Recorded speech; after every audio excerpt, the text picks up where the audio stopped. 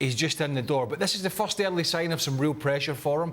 So this weekend's team selection, I think, for him is going to be really intriguing. I think that Brighton result was coming. But to Craig's point, though Chelsea had been getting results, I don't think they've been playing particularly well, which maybe is why Chelsea fans are turning as they have a little bit early, admittedly. Maybe that's more to do with Tuchel and how they felt about him, as opposed to what they're seeing or not seeing, as the case may be, under Potter.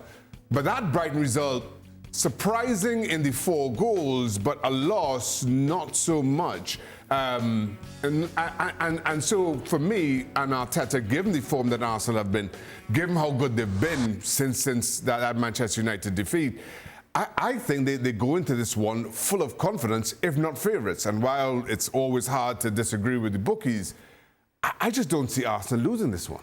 Frank, do you think that Potter's still trying to work out his best team and his best formation right now?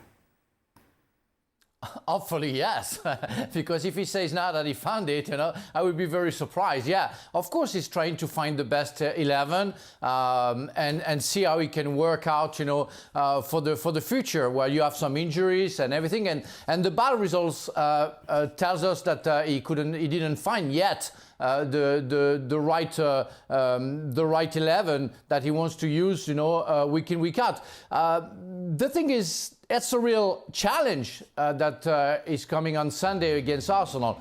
As Xhaka said, the Arsenal is full of confidence and going to be very up to win away from home again, and will come at Stamford Bridge as a favourite.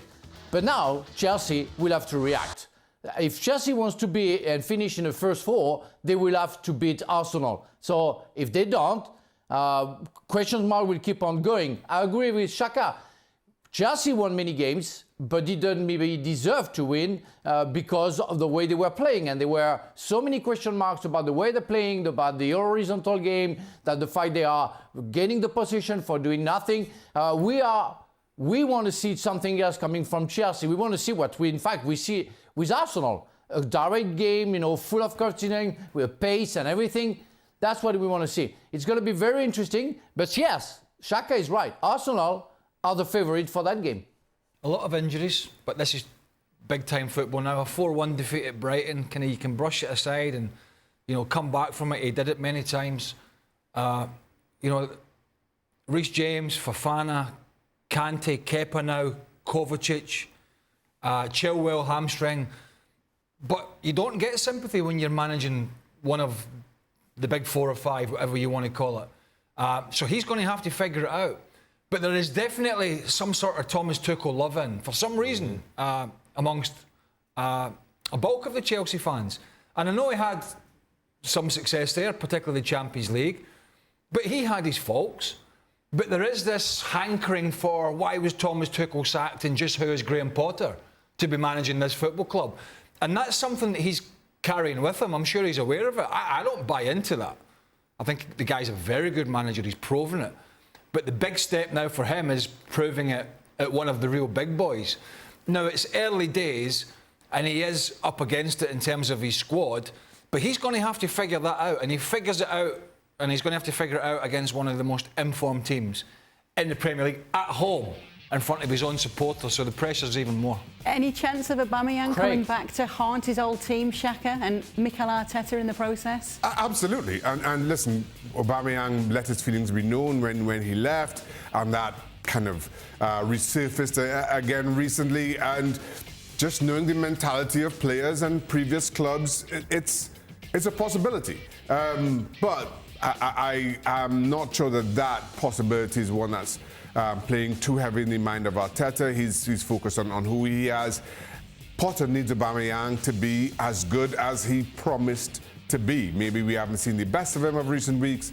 No better time than now against a former club than to come good. Frank, did you want to say something about Tuchel? Yes, because Craig wanted to talk about the Tuchel loving. I think it's not even that Potter is getting responsible for. I think the fans are mostly targeting the chairman, Mr. Bowley. because there is a big history with Abramovich. So with the change of the presidency and the change of coach because of the new presidency, I think the fans are retargeting the whole management, the board, the chairman, and therefore Mr. Potter. But I think the fans are questioning everybody. It's why it's hard to see the fans, getting into the Potter thoughts. It's up above that, I think, and it's why there are question marks and question marks. I mean, Xhaka touched on the football, and he's right. But when a new manager goes in and it's a tricky situation, you're still trying to figure out the best shape with this team, the best balance. But I mean, unless I'm missing something, some of the football that was played under Tuchel was pretty pedestrian. And unless I'm wrong, they were a country mile off the top two last year in England. A long, long way. 20 points or thereabouts. So this guy needs to be given time. But off the back of a Brighton defeat, a defeat, nevertheless a bad one, and a big London derby, he's just going to pile the pressure on even more, particularly with all the players that have gone out. But you bring a guy in who is proven to give you a long-term vision, which he did in Scandinavia, what he did at Brighton, with some attractive football.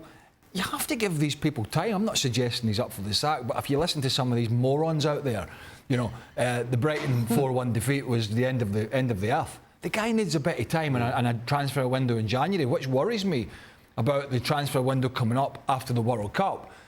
To Frank's point, is what the hell Todd Bowley and the people he's bringing in are going to go and do, and whether Potter and they're all on the same page and he has the backing. We've already seen the Ronaldo thing from the summer, and Tuchel going, I don't want him, and he wants to bring him in because it's this big flashy player and blah, blah, blah. It is going to be really interesting for Chelsea over the next 2 or 3 months, and for Graham Potter. Let's talk about Arsenal then and turn things to them. They win this game, as Craig said, a big London derby. How much more seriously will be taken as title contenders? You have to. We wanted to see how Arsenal would cope after losing to Manchester United. I think they responded well. Then the draw recently against Southampton and the loss to PSV, which is less of an issue given how comfortable they were in the Europa League. And you want to see how they continue to cope with these really big tests in the league. Still haven't faced City, but again, faltered against United.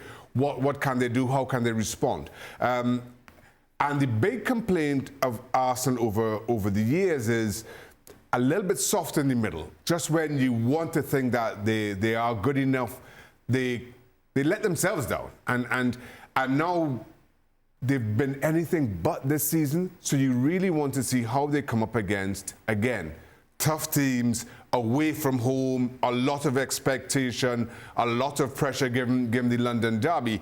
With a young squad, it can often make or break you. And a result at Stamford Bridge, I think, goes a significant way in making this Arsenal team truly believe about how good they are. Well, thank you very much for watching ESPN on YouTube. For more sports highlights and analysis, be sure to download the ESPN app. And for live streaming, premium content, and let's not forget as well, ESPN FC 7 days a week. Subscribe to ESPN Plus.